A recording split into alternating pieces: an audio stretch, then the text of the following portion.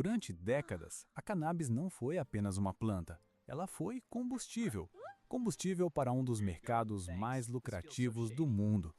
Antes de existir qualquer loja legal, antes de investidores milionários entrarem nesse mercado, antes de governos arrecadarem bilhões em impostos, existiam cartéis, organizações criminosas que perceberam algo muito antes do resto do mundo. Eles entenderam que aquela planta simples poderia gerar uma fortuna. E enquanto governos tentavam proibir, esses grupos começaram a construir algo gigantesco. Rotas internacionais, redes de distribuição, plantações escondidas e um sistema clandestino que movimentava bilhões de dólares todos os anos. Mas a pergunta é, como exatamente cartéis conseguiram transformar cannabis em um império econômico? E, mais importante, o que aconteceu com esse império quando o mundo começou a legalizar a planta? A história por trás disso é muito mais complexa do que parece. Porque, por décadas, o mercado da cannabis funcionou como uma economia paralela. Uma economia que existia fora do sistema, fora das leis, mas extremamente lucrativa.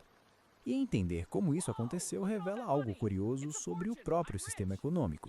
Às vezes, quando algo é proibido, ele não desaparece, ele apenas se torna mais valioso. A oportunidade que ninguém podia ignorar.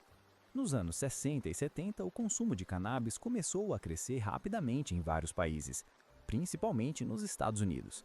A planta começou a ganhar popularidade entre jovens, artistas e em movimentos culturais da época. Mas havia um problema: ela era ilegal. E quando um produto é proibido, mas a demanda continua aumentando, algo inevitável acontece. O preço sobe, muito. Isso criou uma oportunidade gigantesca. Alguém precisava abastecer esse mercado, e foi exatamente nesse momento que organizações criminosas perceberam o potencial. Enquanto o governo investia bilhões tentando impedir o consumo, esses grupos começaram a organizar a produção. Plantações surgiram em áreas rurais, montanhas isoladas, regiões onde o governo praticamente não tinha presença. A cannabis era relativamente fácil de cultivar, não exigia tecnologia avançada e tinha uma margem de lucro enorme. Uma pequena plantação poderia gerar milhares de dólares e uma grande plantação poderia gerar milhões. Aos poucos, aquilo deixou de ser apenas um negócio ilegal e começou a se transformar em algo muito maior, uma indústria clandestina. Como nascem os impérios?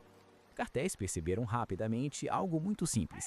Quem controla a produção, controla o dinheiro. Então eles começaram a expandir. Plantações cresceram, regiões inteiras passaram a produzir cannabis em larga escala. Mas produzir não era o maior desafio.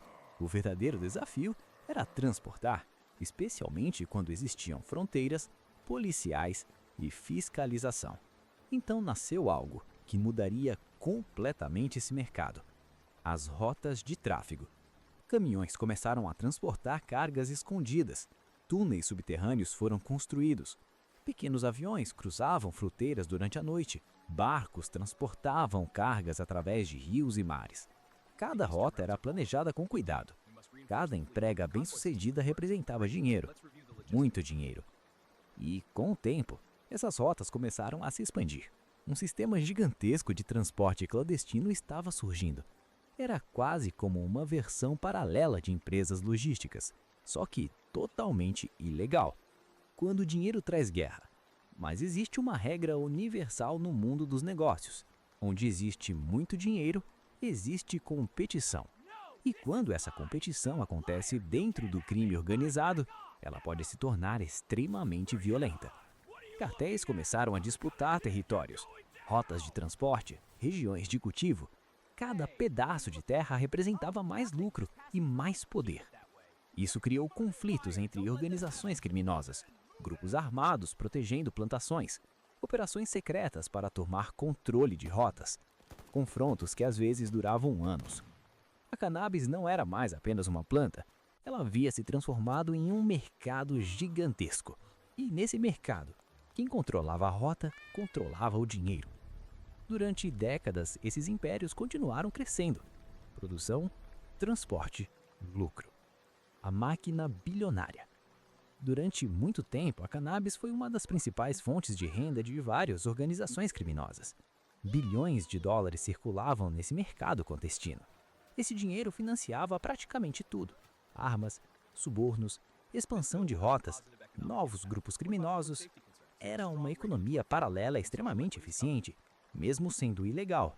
Aliás, em muitos casos era justamente a ilegalidade que tornava o negócio tão lucrativo, porque o risco elevava o preço, e quanto maior o preço, maior o lucro. Durante décadas, esse sistema continuou funcionando. Produção, transporte, venda, dinheiro, tudo funcionando fora do sistema oficial. Mas então começou a mudar, uma mudança que ninguém dentro desse mercado esperava. A virada que mudou o jogo. Nos anos 1990 e 2000, alguns países começaram a discutir algo impensável até pouco tempo atrás: a legalização da cannabis. No começo, a discussão era apenas sobre uso medicinal. Pesquisas científicas começaram a mostrar que a planta poderia ter benefícios terapêuticos. Pacientes com dor crônica, epilepsia e outras condições começaram a utilizar derivados da cannabis. Isso abriu uma nova porta. Se a planta podia ser usada medicinalmente, talvez ela não fosse apenas um problema criminal. Talvez ela também fosse uma oportunidade econômica. E então veio a grande virada. Alguns lugares começaram a legalizar também o uso recreativo, e isso mudou completamente o mercado. Quando o mercado sai das sombras. Com a legalização em alguns lugares, algo inédito aconteceu. Empresas começaram a entrar no setor. Investidores perceberam potencial. Fazendas legais surgiram. Dispensários abriram suas portas. A cannabis começou a ser vendida como qualquer outro produto, com embalagem, marca e controle de qualidade. O mercado que antes existia nas sombras começou a migrar para o sistema legal. Isso não acabou completamente com o mercado ilegal, mas mudou drasticamente o equilíbrio. Empresas passaram a disputar espaço com redes clandestinas. Investidores passaram a aplicar bilhões na indústria. E a cannabis começou a se transformar em algo que poucas pessoas imaginariam décadas atrás: uma indústria global. O futuro da indústria. Hoje, a cannabis movimenta bilhões de dólares todos os anos. Empresas são avaliadas em bilhões. Novas tecnologias de cultivo estão sendo desenvolvidas. Pesquisas científicas continuam explorando os compostos da planta. E cada vez mais países discutem formas de regulamentar o mercado. Mas existe uma ironia interessante nessa história. Durante décadas, foram os cartéis que entenderam primeiro o valor econômico da cannabis. Eles construíram rotas, organizaram produção, criaram um sistema gigantesco. Mas agora, o mercado está mudando. Empresas legais estão assumindo espaço, investidores estão entrando no jogo e governos estão arrecadando bilhões em impostos. A história da cannabis é uma das mais curiosas da economia moderna. Uma planta que já foi usada como medicamento, depois virou símbolo de rebeldia, depois financiou impérios do crime e agora está se transformando em uma das indústrias que mais crescem no mundo. Mas talvez a maior lição dessa história seja outra. A planta nunca mudou, ela sempre foi a mesma. O que mudou foi o sistema ao redor dela e a forma como o mundo decidiu enxergar seu valor. Porque no final, às vezes não é o produto que cria um império, é o contexto.